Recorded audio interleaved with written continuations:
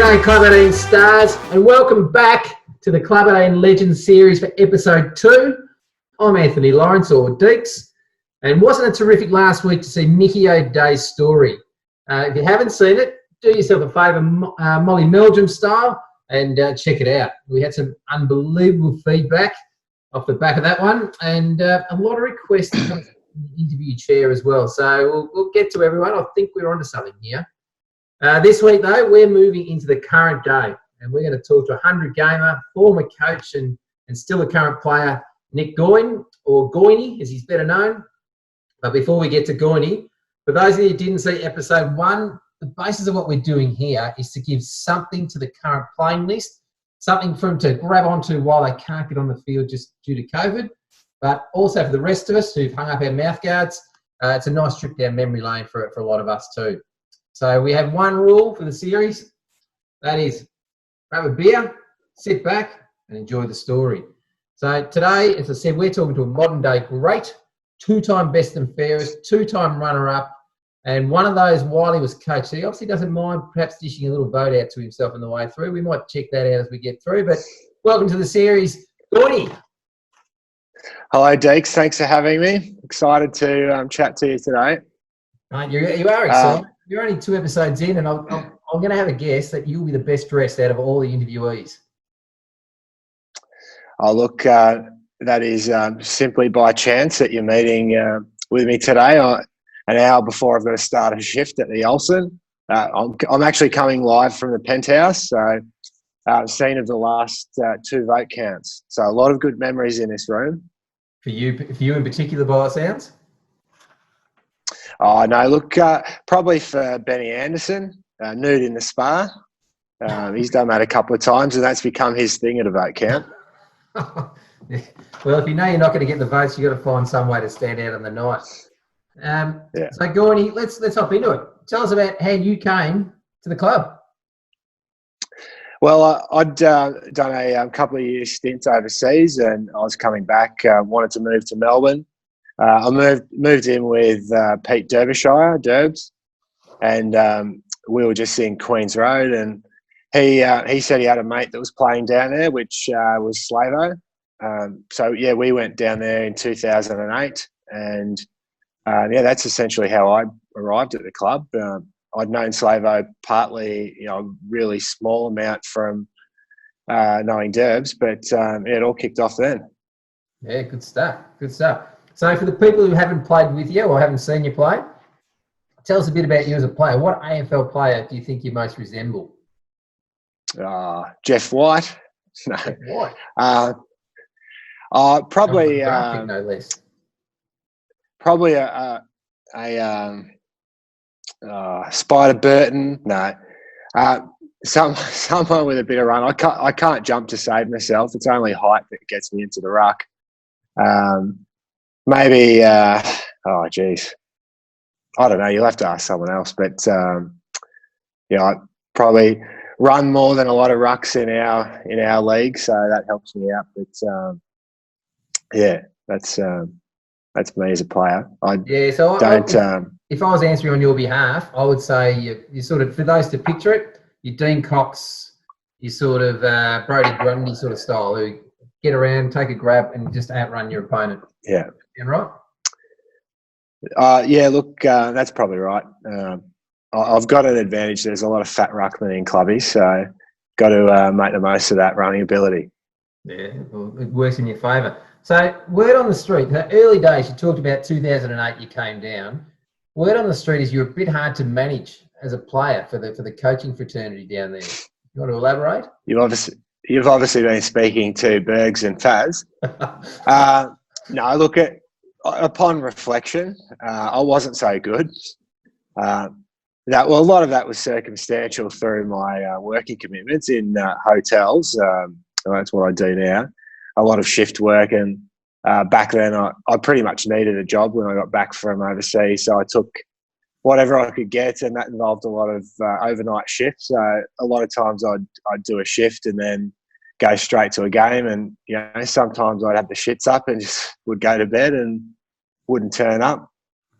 Other times I'd start drinking after work and wouldn't turn up. Oh, there you go. Because that's fair enough with a shift worker. I'd imagine that'd be pretty hard to manage. Yeah. But was there an occasion where they tried to ring you 5 minutes before a game and you were on a chairlift, Mount Buller? Oh, that has also been blown out of proportion. I did a few months up at Falls Creek with the company I was with at the time. And of all weeks to get your days wrong, it was a final. And I thought we were still playing on a Saturday. So I drove back on the Friday and then found out we actually played on a Sunday, but I couldn't get out of work on a Sunday. So just decided to do a ghosty and drive back up the mountain and just put the phone on silent. Yeah, not great. Not great.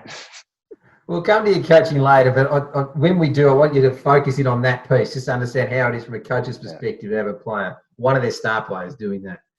So let's talk about you as a player. Give us some of your favourite memories. You as a player, tell us about some of the favourite things that stand out. Oh, the two-time best and fairest, they always come to mind as a player, but it's all about the team. Favourite memories, I just love the guys that we've been able to attract to the club, and that obviously started with people like yourselves. With so many years we've been down to 16 on the field, or scraping to get blokes to play, and but the core group of us keep rocking up, and they're the best memories, because a lot of those people, especially over the last 10 years, Slavo, Derbs, Killer, Faz, Bergs, these kinds of ones, we'll be good mates forever, and that's what you remember. Which is an interesting part, isn't it? Because as you said at the start, you said you knew Derbs and you knew a little bit about Slavo, and that was pretty much it. So big friendship group since. Yeah. A couple of favourite moments in terms of games. So Johnny Brooker's 5 goals in a first half. I don't know if he's kicked a goal ever since then.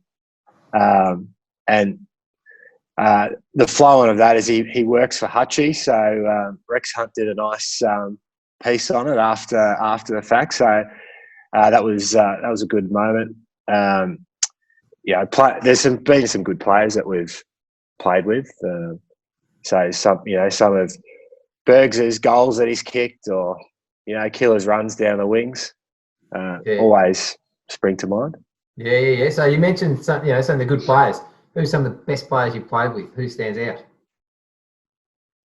Oh, I just mentioned Bergs. He's one. Stores, very good player. I don't think I saw the best of Stores. He was probably towards the back end of his career for this when I first started, but you definitely see his skills there. Cougs for a couple of years, strong hands. You never get through those. Modern day, like Killer, just the speed he has on a wing, quality player. Slavo's ability to kick a long bomb. Faz, doesn't run much. Is Slavo long bomb? Oh, look, that might have been a bit generous, but look, he tries hard. He tries hard. Probably doesn't open up his vision as much as we would like. Like he could go to elite player if he opened his vision. Yeah. Look, we probably haven't always attracted guns to the club, but we've really attracted gun people. So that's always made it a good team. Yeah. And I want to come back to some of your... So actually, before we do, there's a debate between Storer, Berger. Who's better? I think Stores, for the length of his career, would have been a better player. Now, I obviously only played with him for a shorter time. Bergs is one that stands out because of his silky skills and ability to push himself forward when we need a goal, things like that. But I think maybe Stores would have got him if they played together for 20 years straight. Yeah. That's a very good answer. And I think Bergs might be just spitting his latte out all over his screen right now. So, now you don't mind getting in the odd vote. We've touched on that a couple of times already. You had to. You were getting close in the BNF one year, and you had a trip to Gold Coast planned. But what happened with the trip? Well, that was last year, so pretty fresh in the mind. A number of people believe that I pulled out on that trip because of the chance to win another BNF. As it turns out, Bergs had it won by about round 5, so I could have still gone to the Gold Coast. But the truth of the matter is I'd been robbed earlier in the week, and the family wanted my attention around the house. But look, the chance to slip in a game, and I did give it my best shot. Like, I got the 9 votes for that game, so I did what I had to do. But unfortunately, the vote scorers weren't as generous earlier in the season and fell well short. Is it true that you there was someone who was giving votes around the club and you banned them from giving votes because you didn't like the results that they were giving? I'm not going to mention their names, but I did do that. Because this may give it away, but I won't give their identity out. But when Bergs is getting the 3 and Scotty's getting the 2, and then there's just a random 1 vote getter in there, it's pretty clear who's given those votes. And half the time Scotty was injured and he'd be still getting the 2 votes. I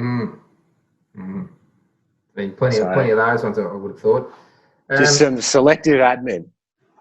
Yeah. But, to give you a wrap, these people who have fed me these sort of stories have actually also said that your career has got better and better and better each year. So how's that? Enlighten me on how that's happened. If we're getting down to the serious part of it, I didn't really grow until I was about 18 or 19. So I wasn't the best footballer as a junior. Still did okay. But I think just as I got older and found positions or, learnt how to run and use my body better, which I hadn't really learnt as a junior, just was able to help me. And when I first came to Clubbies, I played more forward, and it was a final. Can't recall who we were playing against, but it was Louis' last year of coaching.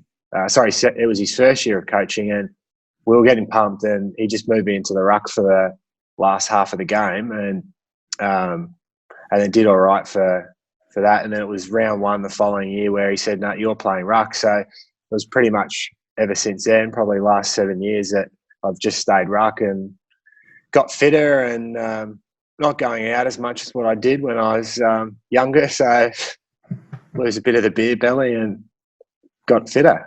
Yeah, very nice, very nice. Well, that's good. I thought I'd try and give you a nice question that actually could. We've sent you down a path about the votes, and I didn't want to create an impression of you, Gouin. No, that's okay. Very good interviewing. Yeah, well, there you go. So playing went, and then you took on coaching the last couple of years. How did you get into that? I think everyone knows that once you become a senior member of the team or the club, you've got to do your bit.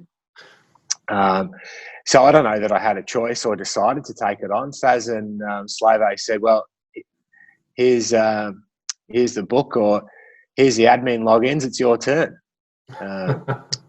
So, like I said, I didn't have a choice, but probably because I had a thought that I didn't know what I was talking about when it came to footy. I was pretty nervous at the start, but after those first few weeks, you find your groove, and I really enjoyed it. So by the end of the second year, I probably could have done it for another year, or would have wanted to. You start finding your way, and I really enjoyed it. Yeah. So what? Tell me some of the things you enjoyed. What's some of the things you loved about coaching? From a funny side of things, the excuses that you hear on a Friday night as to why someone can't play, cat's died or babysitting your mother-in-law, they come to mind. True stories. So social media hasn't been great for people's excuses because, there's the old Facebook photo on a Friday or something like that, and it gives it away. So you're like, mate, I know you're hungover. Just get your ass down here. From a serious side, I enjoyed the people management. So I'm a GM from the work side of things. Clubbies football, even though it's relaxed at times, you've got all different personalities and people that you deal with. So I actually learned a lot managing people and being able to take that back into from a work point of view. So that was a good thing. How to rev someone up. Some people need a good G up. Others just want it nice and easy, and getting the best results out of people. The winning side of things was good too. We'd come off 2 disastrous years under Slavo's leadership. So getting back to finals was a really good achievement and something that I'll hold dear to my heart as a coach. Now you like stories that get talked about. You love your post-match beer, and you're pretty fastidious about a slab duty roster. So you want to enlighten us on that. I've got one here, so I am about to start work, but I better have a sip. Attaboy. It is something that I think if you're going to go the effort as late 20s, 30s, 40-year-olds to play footy and put yourself under that pain, you've got to enjoy it with a win. And if you don't have a win, a beer is the next best thing. That first beer after round 1 in the shower, that's something that gets you going for another season.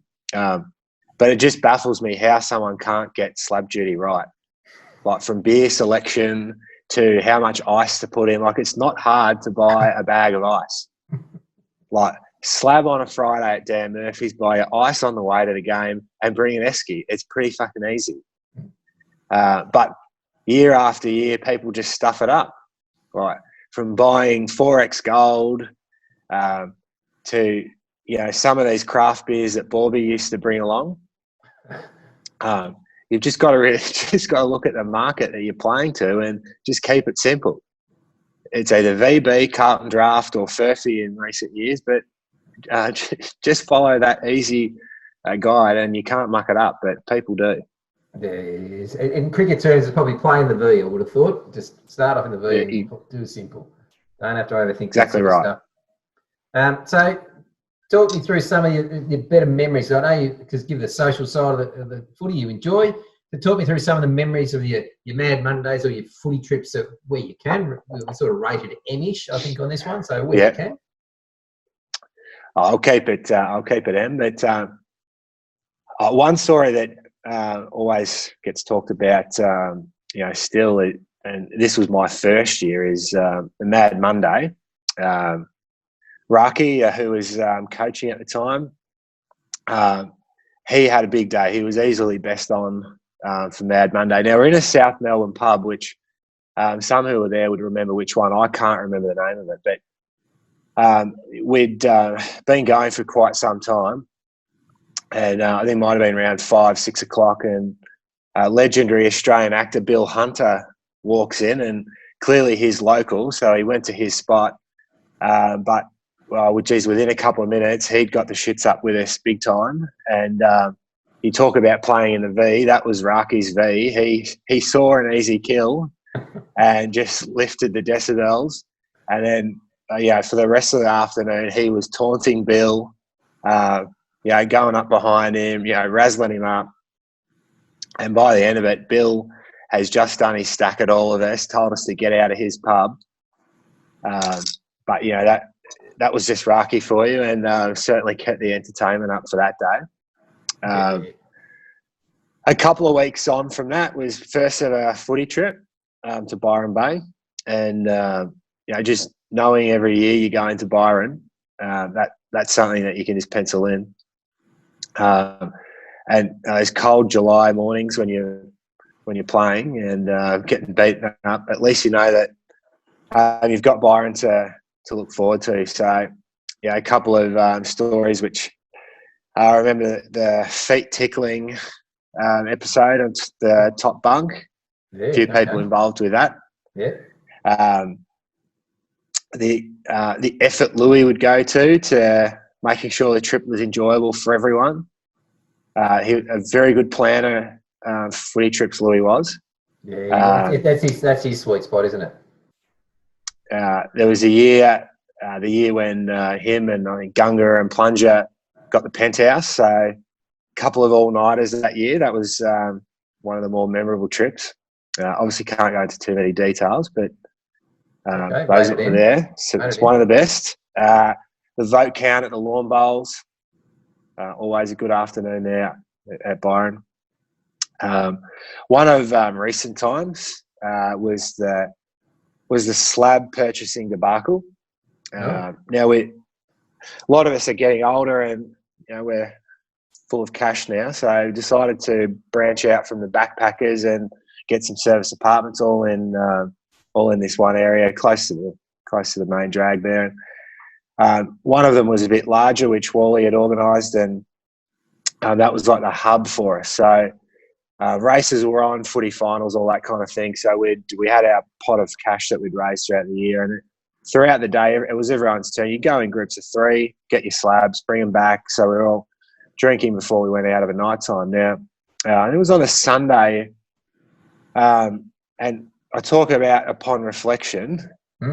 If you were to put these 3 together in any other activity, you would change it straight away.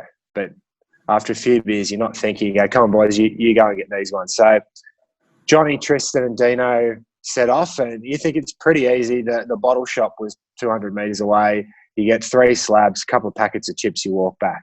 They were gone for a good hour, and it should have been a 15-minute job. They come back. Johnny's got, shirt half ripped. Dino can hardly speak. I don't know where Tristan was. It turns out they'd been robbed by 2 Swedish backpackers. Apparently, the opportunity to take a photo with these Swedish backpackers, distracted them, and then they had their boyfriends or someone come and steal the slabs from behind them and run off. Now, 3 fit football players and these straggly-looking Swedish fellows, they were a much better match for the Clubbies.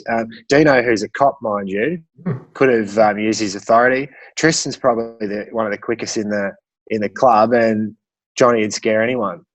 Yeah. But they came back, should have had 3 slabs. They've come back with barely half of a slab and an open packet of chips. But they had no real answers as to how that simple trip went so wrong. And to this day, we still think maybe that Johnny's pocketed the money. Well, so there's 2 parts of that story, and this is what's sticking out for me here, is that one, they've gone out to get 3 slabs and they've come back with half a slab. Even if you've been rolled, why haven't you gone back to the bottle shop and get 3 slabs as per your duty? So that's part 1. Part 2 is Johnny Corrigan. Does he get stopped by Swedish backpackers very often? Can you describe Johnny Corrigan to the audience here, so that just get a sense of how frequent or infrequent this may happen? Johnny is a small man in stature, Irish fellow. Now, he's a great club man, we'll give him that much. But in terms of model material, he's a long way off it. So, balding Irishman, solid set fella. You go with what you're used to, but I can't imagine Johnny's been pulled up by 2 blonde Swedish chicks too often in his career. Yeah, didn't smell a rat at that point. That's when I would have thought something. No. Right here. Yeah. And if word of this story got back to the police force about Dino, he'd be relegated to PSO. So when you came to the club, Gouin, well, that's great. So when you came to the club and you first heard the club song, what were your thoughts? Where the hell am I? But the club song, and like you can hardly remember it, but as soon as you get to the footy season, it comes back to you pretty quickly. But I just thought, right, there's going to be a pretty big off-field team. That sprang to mind, and that was evident pretty quickly. This song, some of the sayings that we have as we're running out, mostly about the opposition. There's some good things that have been, taken down from generation to generation. Yeah. So we don't mind most teams that we hate these. Is that generally still getting the run? Yeah, that's the biggest one, and still to this day, that's used before every game. Oh, that's nice. That's nice. That's good to hear. I'm going to do a little quick word association with you. So first thing that pops in your head can be one word, can be whatever you want here. Derbs. Peter Derbyshire. Hamstrings. Hamstrings. Right. Wasn't expecting hamstrings. Craig Berger. Ooh. Black Book. Yes. I think we'll get him on the video at one stage. We'll get him in the interview series. My fear is it'll go for 2 minutes because he doesn't speak. He just gives nothing. Oh, Bergs. Exactly. And the last one for that one, votes. B&F votes. Bergs. Got enough of them. Yeah, okay. You're steering away from your own on that? Well, I think we've covered votes anyway pretty well through this. No, look, I've had my fair share, but Bergs has had more, so he deserves the accolades. Yeah, sure. So, Gouin, as a message from the current group, from yourself to the past legends that have been part of the club, what sort of message would you have for those guys? Well, while my generation is probably nearing the end of our careers, there's a good group of fellas that have come through in the last couple of years, and thankfully, because probably for the first time since I've been there, like we legitimately thought we were going to struggle for numbers. But a group of guys that have come through. Jimmy Turnley, who's now taken over as coach. Benny Anderson, Judda, these type of fellows, and they've brought some good guys down as well. So not just one or two, but there's at least probably 10 of them that have joined the club in the last few years, and they're now starting to bring their mates. I reckon we've got more rugby players than AFL players, but great club people, really good socially, great on footy trips, all around just good guys to have in the club. And I reckon we're in a really good position. And I think COVID probably has come at the wrong time for us because we'd started doing a pre-season, which we're not known for. Wow. Players were catching up to do their own fitness work prior to the season, and even as early as January. So good. There's a good buzz about. The WhatsApp group is always firing, lots of banter. It's a real good feeling around. So I reckon we're in a good position moving forward. Yeah, good stuff. No, that's good to hear. That'll make the groups happy, because I think we've had sort of groups go through at different times. Every 10 or 12 years, a new generation comes through. So that's great to hear that the new crew coming through. So that's good. So in terms of the team on field, you reckon on field, how do you reckon the chances are when it gets back? I reckon we've got a real good chance. Like the last couple of years, we've been a bit stiff that we've lost some early games, which seems to be our Achilles heel, where we come home really strong. Not last year, the year before, but we were thumping teams, but we just lost too many games at the start and missed out on doing too much towards the back end of the year. But last year we had a consistent year. Obviously didn't win any silverware, but I reckon with that, the new group of players that have come in, starting to win games, I reckon, again, we're in a good position to give it a crack. And I think there's a lot of us that it will still keep kicking the legs over in the hope that we'll win a flag. Because it's what we're here for. I reckon if Clubbies ever did win one, it'll be a 2-week Mad Monday. But we're in a good spot. Yeah, that's right. I think we're due. I think it's 21 years since the last flag we've had. So it's due. So for all the boys out there, that's sounding very promising and it's good. So we want to see some more silverware around the place, which is good. Mate, that's terrific. I reckon that might be a bit of a wrap for us. That's true. Gouin, you're a star, and you are a classic modern-day star of the team. So, as I said, 2 BNFs, 2 runners-up. Genuine racehorse around the field, mate. Maybe not quick, but, one of those long stayer type ones, I think, also. But, mate, thanks very much for getting on board with the Clubbies Legends interview series. It's great to have a current star in play there. So, thanks, Gouin, for all this.